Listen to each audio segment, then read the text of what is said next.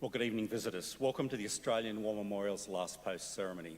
My name is Richard Cruz, and joining us today from the Royal Australian Air Force is Warrant Officer Brooke McLucas. Today's ceremony marks the 77th anniversary of the commencement of Australian squadrons operating with Bomber Command. During the Second World War, Australian aircrew of the Royal Australian Air Force were trained in Australia, Canada and Rhodesia as part of the Empire Air Training Scheme. This scheme trained pilots, navigators, bomb aimers, air gunners, wireless operators and flight engineers for service in the United Kingdom with the Royal Air Force. For the Australian air crews that were posted to the Royal Air Force's Bomber Command, many served with Australian Article 15 squadrons. However, the bulk of Australian aircrew served with Royal Air Force squadrons. Bomber Command crews played a central role in the strategic bombing of Germany and took part in the operations over Italy and France, including in support of the D-Day landings along the Normandy coast. Casualties were very high. Of the 125,000 men who served in Bomber Command, 55,573 men were killed, a staggering loss rate of 44.4%. The story of one of these men, Pilot Officer Frederick James Knight, will be told shortly. We warmly welcome the family of Pilot Officer Frederick Knight. We also warmly welcome the Bomber Command veterans and families joining us this evening, who will be attending the Bomber Command wreath-laying ceremony tomorrow morning from 11 a.m. As always, we welcome the veterans who have served, those that are still serving, and the families that love and support them. We acknowledge the members of RSL and Services Clubs Association, RSL Victoria and RSL Queensland, who are watching the broadcast of this ceremony across Australia. During this evening's ceremony, wreaths will be laid at the base of the Pool of Reflection by family and visitors to the memorial. Australia's Federation Guard is a tri-service ceremonial unit of the Australian Defence Force. They provide a ceremonial presence at civil and military events and during visits to Australia by foreign dignitaries. The Guard will now dismount the catafalque party from the tomb of the unknown Australian soldier within the Hall of Memory.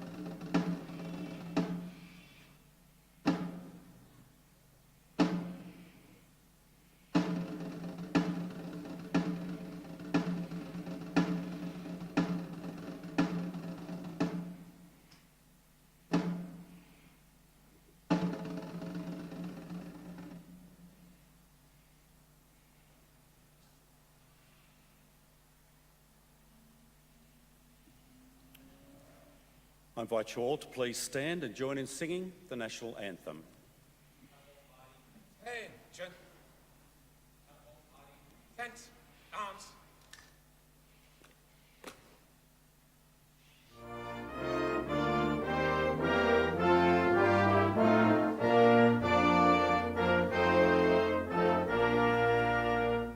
Australians, oh, let us rejoice, for we are young and free. We've golden soil and wealth for toil, our home is earth by sea. Our land abounds in nature's gifts, of beauty rich and rare. In history's page let every stage advance Australia fair. Enjoy the strains and let us sing, advance Australia fair. Whole party, shoulder, arms. Whole party, order, arms.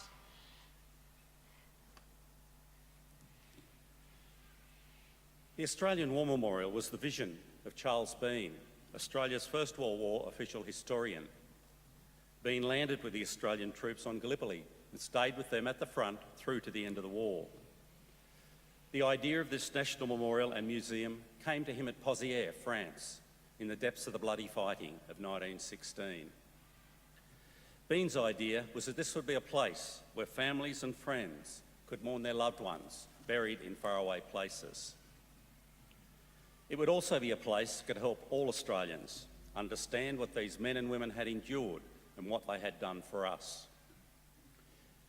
Bean's vision, to which we remain true, is best expressed as inscribed in the entrance to the memorial's galleries. Here is their spirit, in the heart of the land they loved, and here we guard the record which they themselves made. Tonight we'll read the story behind just one of those on the Roll of Honour, which lists the names of more than 102,000 men and women who have given their lives for us in war and on operations for more than a century. But first we present a lament, Flowers of the Forest. Wreaths and floral tributes will now be laid at the base of the Pool of Reflection.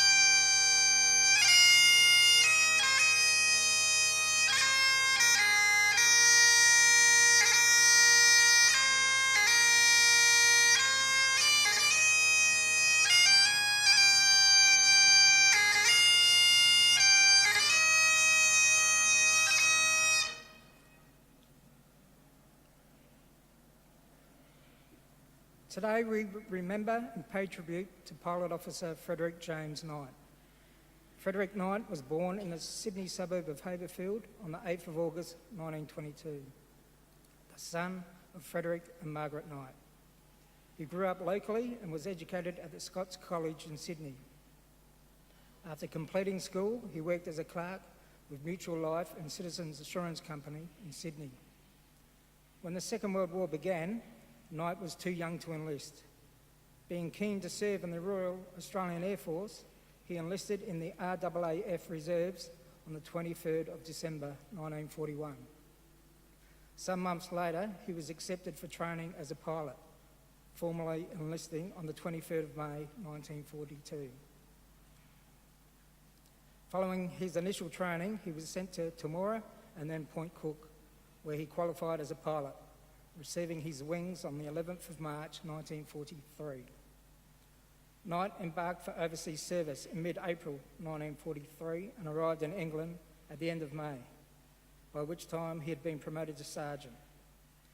He was posted to number 28 Operational Training Unit, where he learned to fly Wellington, Halifax and Lancaster bombers. Knight was commissioned with the rank of pilot officer on the 25th of February 1944, and in early May was posted to number 460 Squadron, RAAF, located at RAF Station, Binbrook. Here he met the other 6 members of his crew, who were all Britons serving with the Royal Air Force Reserve. They were Flying Officer John James Reid, the navigator, Flying Officer William Lynham, bomb aimer, Sergeant Farewell Harrison, wireless operator, Sergeant Lionel Percy Croom, flight engineer, Sergeant Robert Elcombe, mid-upper turret gunner, and Sergeant Leonard Wesley Hillman, rear gunner.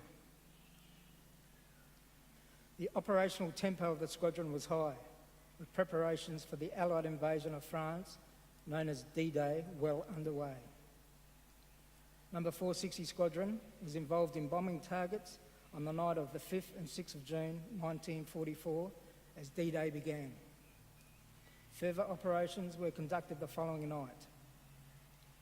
To assist Allied efforts and hamper those of the Germans, Number 460 Squadron was tasked with bombing a railway bridge at Vire on France's Cotentin Peninsula. Knight and his crew in Lancaster Juliet Bravo 700 took off just after 10 p.m. on the night of the 6th of June. After forming up with the other number 460 Squadron aircraft, they headed for France. From one account of the flight path taken by the number 460 Squadron formation, it appears that the bombers flew down past the Guernsey and Jersey Isles before crossing the French coast near Coutances. As the Lancasters flew over the town, they came under heavy anti-aircraft fire, and Knight's aircraft was hit. The damage caused to the Lancaster proved to be catastrophic. Soon after being hit, the plane crashed and burst into flames just outside the town of Cerisy-la-Salle, killing all 7 men on board.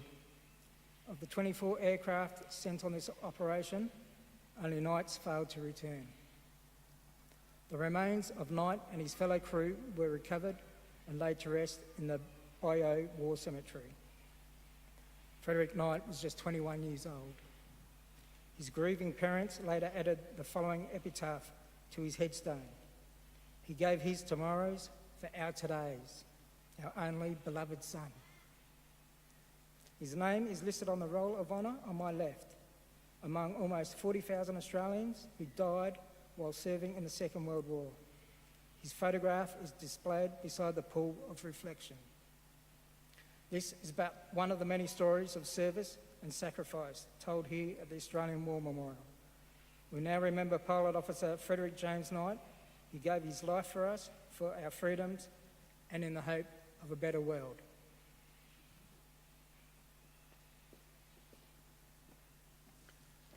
Please stand for the reading of the ode and the sounding of the last post.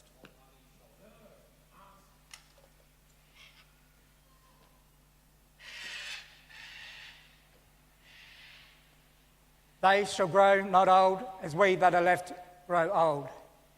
Age shall not weary them, nor the years condemn. At the going down of the sun and in the morning, we will remember them. We will remember them. Party presents arms.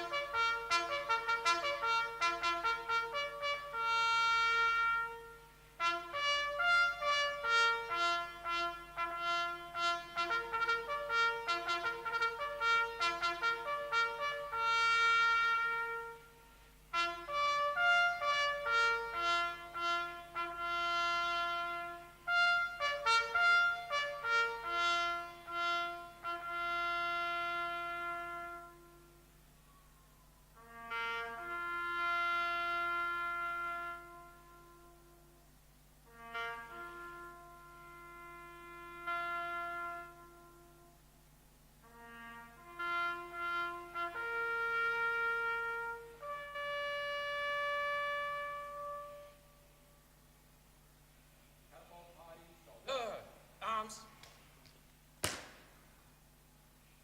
Lest we forget. Lest we forget.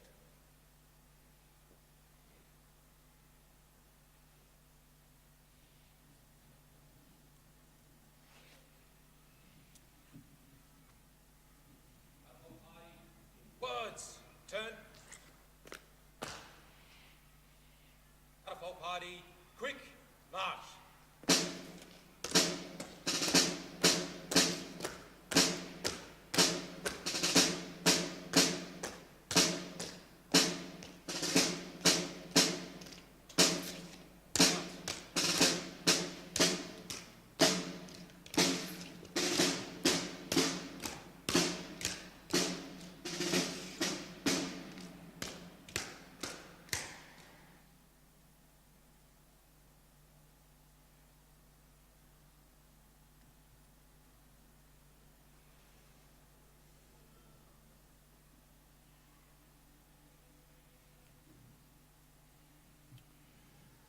We leave you this evening with the words of the memorial's founder, Charles Bean.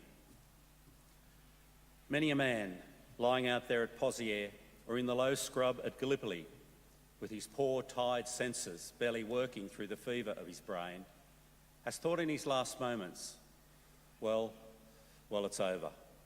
But in Australia, they will be proud of us. Ladies and gentlemen, girls and boys, that concludes this evening's last post ceremony. We thank you for visiting the Australian War Memorial and wish you all a very good evening. Thank you.